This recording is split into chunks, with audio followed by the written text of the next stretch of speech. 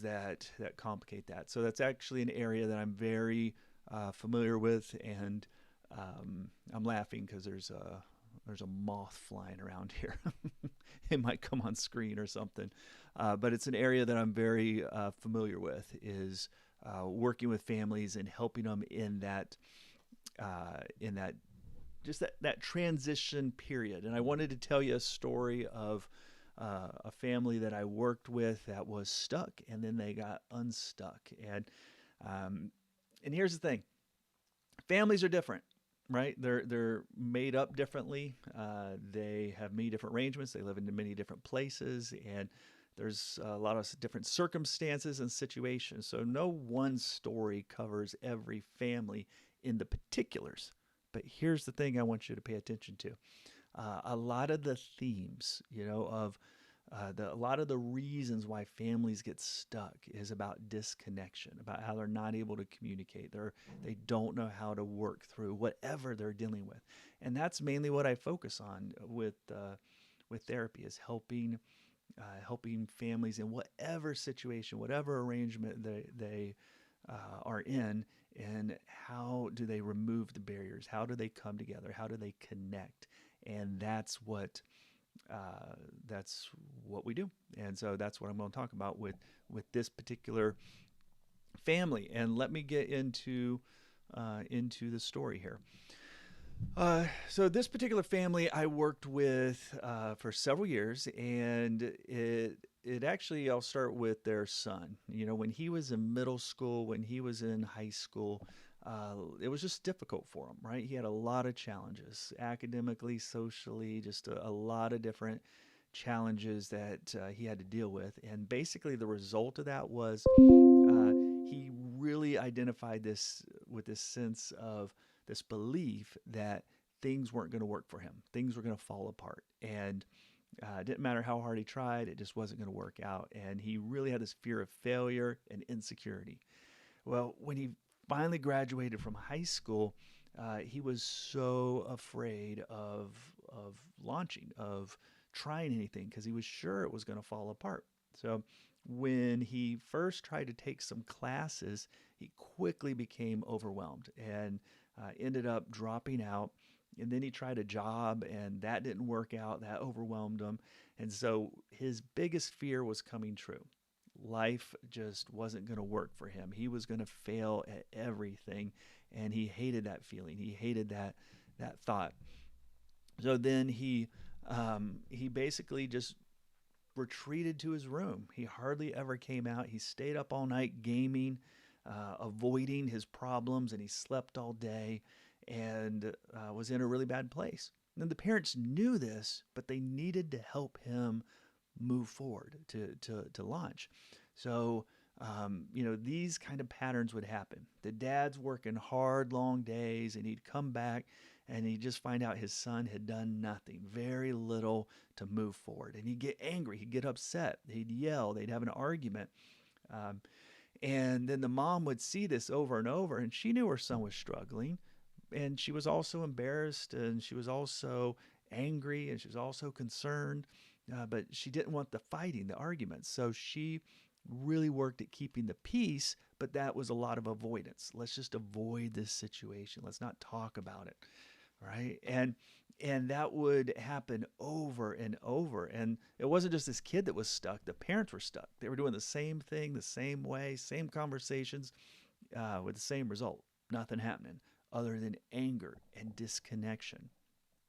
And so uh, that basically was something that, well, it continued, and that's what I pointed out to the family. But I pointed out to them that they were having two of the same conversations, same patterns. And one of them was it was a conversation of promises and then not following through. Right? They come together and they say, okay, you've got to change. You got to do this. You got to do this. You got to do that. And their son would say, okay, I'm going to do that. But then, of course, he couldn't follow through. So then everyone would get upset and angry, and then it'd blow up. And so they would have that cycle. And if that wasn't happening, they would go in between just like avoiding it altogether or pretending that everything was okay. Let's just pretend and have some peace around here. And those two patterns, those two conversations weren't working for them.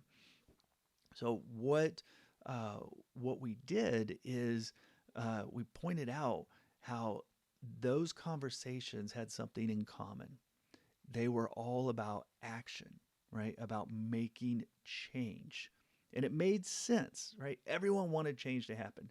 This kid, this young adult, he wanted to be able to do things. He just feared he couldn't, right? And the parents are like, okay, well, if he gets a job, if he goes back to school, if he does any of these things, things will be better. And that's true, but it became a conflict, right? Because they were missing the important thing is that underneath, everyone was struggling. Everyone was struggling with what was going on, and it was becoming overwhelming. So I told them your conversations are all about behavior. They're all about change. Well, first you need to have a different conversation. You guys need to understand each other. You need to be able to talk about connection, because when you don't feel understood, you don't want to move forward, right? They had basically established this conflict. It was like they're on two different sides. You have to do this. Well, I can't do it, or I'm not going to do it, but you have to, right? And then they would even come into their sessions with all their reasons and um, all their counterpoints, and it was very um, divisive, right? And I pointed that out to them. You're on the same team. You love each other. You care about each other. Uh, but you're fighting each other, right? And we had to move away from that. And the thing was, we got to understand what's going on. And so we had this conversation, and the son was able to open up. He was able to say just how much he was afraid of failing, how much he was afraid of screwing up. Every time they came to him with, you need to make this change, you need to do this thing, he wasn't thinking, oh, that's going to work out. He was thinking, how am I going to fail? And how is this going to feel? How's it going to feel to be embarrassed one more time? And he couldn't take that, right? He would just shut down because the ask to do something turned into, I'm going to fail again and it's going to be horrible and I'm going to be a disappointment, right? He was able to share that. He was able to be heard. The dad was able to talk about how he felt a different kind of failure. That he had failed his son, that he couldn't get his son to be successful and to have confidence. And he was able to share how much of a struggle that was and how much that was behind his emotion and his anger. And the mom was able to share how she was trying to avoid the whole thing because it made her feel so bad about how she was as a mom and so worried about everyone else and how they were doing. And the conflict between her husband and son was more than she could bear. And so that's why she was doing what she was doing and avoiding everything. Once they started talking, once they started sharing what was really happening, right, things changed. They went from being on two different sides to being on the same team, to being able to connect, right? And that's an important point I want to make for you. You need to have those conversations that get you on the same page. And it's not going to be about the behavior and the change, not at first. It's going to be about the relationship. You have to keep talking. When I see a stuck family, a stuck relationship, I see a family that doesn't know how to talk anymore. I see a relationship that doesn't know how to connect anymore. And that is what I help this family with, is what families need to do in that moment. And so once they connected, once they had a sense of we're on the same team, guess what happened, right? They started, they started not only connecting, but working on making changes because they all wanted the same thing, right? They all wanted him to move forward. They all wanted to feel good about how things were progressing into this next stage of life. So when they're on the same team, they were able to start having conversations, and it started small, right? It was first he was doing better at self-care, helping out around the home, and then these wonderful conversations happened between the father and son. They started talking about how to do things, right? You know, how to do an interview, how to deal with difficult people, how to push past some of your anxiety. The dad was able to connect, and he felt like he was helping, right? He was connecting with his kid, and that was awesome. And then, the mom, she was able to feel a sense of peace and support the conversation and jump into the the supportive problem solving herself, right? And so they started with these small steps, and then he finally did that interview, and he finally got a job, and then he got his good feedback from his boss, and he was having win after win, success after success, and it felt so good. And it was energizing, and he grew in his confidence, and it just went from there and there and there. Yes, they had troubles.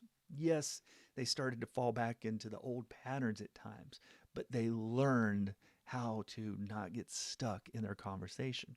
They had to take it back to the beginning. What's going on? Why are we fighting? Why are we going back to the old way? What's happening inside? And when they're able to have that conversation, things changed, and they were able to get back on track. So I know that that's not exactly your family, right? And the circumstances, the situations, if you know, I don't know, if you're a parent, maybe your kid isn't as anxious. Maybe they're struggling with an addiction or some other behavior. Maybe they've had just a huge setback that they're really trying to get through. Maybe your family is composed differently, right? You might be a grandparent parenting or a single parent, right? There's many different challenges, but that theme is true in all of them. It doesn't matter who I'm working with. I'm looking at how are these people connecting? Are they coming together, or are they getting pulled apart by their stresses, by the things that have happened? So I want to encourage you, have that conversation. Keep having that conversation, because that's how you get unstuck. All right, that's all I want to say for tonight. I'm done. Hope that is helpful. You can check out the channel and anything like that, and I would be looking at any responses that I can make, and comments, that kind of stuff. So thank you for watching at whatever point you did, and I will be talking to you guys soon. All right.